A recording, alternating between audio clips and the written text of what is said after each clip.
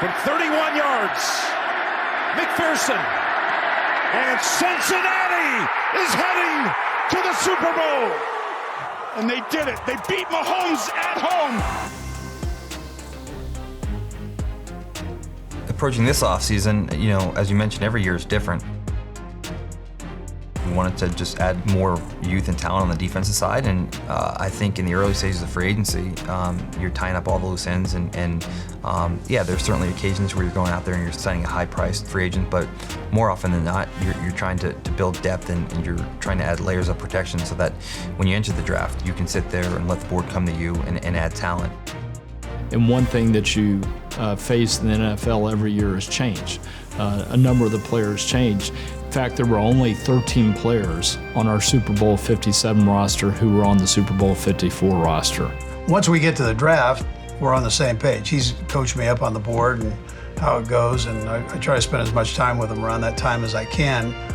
He and his staff spend a tremendous amount of hours for it. We're lucky enough as coaches where he allows us into that world, and we're able to go in there and be educated on what and how he's thinking about his picks. When Andy came to the Chiefs over 10 years ago, the one person that he really wanted to bring with him was Brett Veach, even though Brett was a relatively young personnel executive at the time.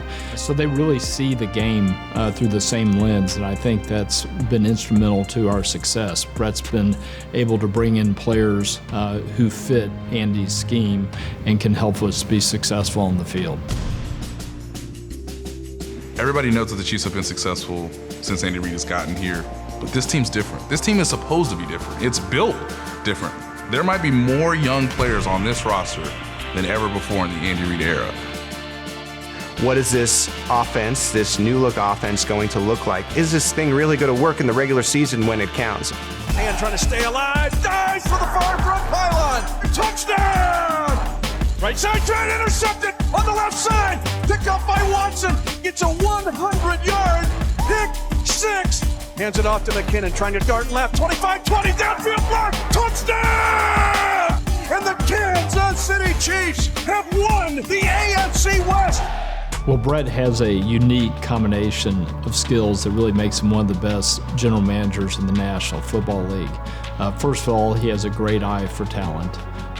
He's extremely hardworking, and he is relentless in his effort to build the Chiefs roster into the best in the league. You know, Coach's mantra of create energy, attack everything, fear nothing, and eliminate distractions is really the way Brett Veach approaches the general manager job. He's always been a hard charger, always been very focused, task-oriented. There is no stopping the guy, and he knows what he's going after, and he's going to get it. And here comes a blitz, and a right side throw is going to be intercepted. A one-handed grab, Jalen Watson. Now he's going to be sacked. Down he goes, Chris Jones, destroying the blocker on the near side. We have all these rookies on the back end of the defense, and they kept getting better every week. They brought great energy. The guys on the offensive side, Pacheco and Juju, KT, I mean, these are all new faces. They just stepped up. What an amazing year. And really just looking back on the last 5 years, I mean, 5 AFC championship games at Arrowhead, 3 AFC titles and 2 Super Bowl wins. I don't think you have that level of success unless your organization is operating on a high level. So we've been the most successful team in the league for 10 years and been historic the last 5 in many ways. But it's here. It's not Boston. It's not New York. It's not LA. This is unprecedented. Like, we have the most popular player in the league, in the most popular sport in our nation here, and we're living it.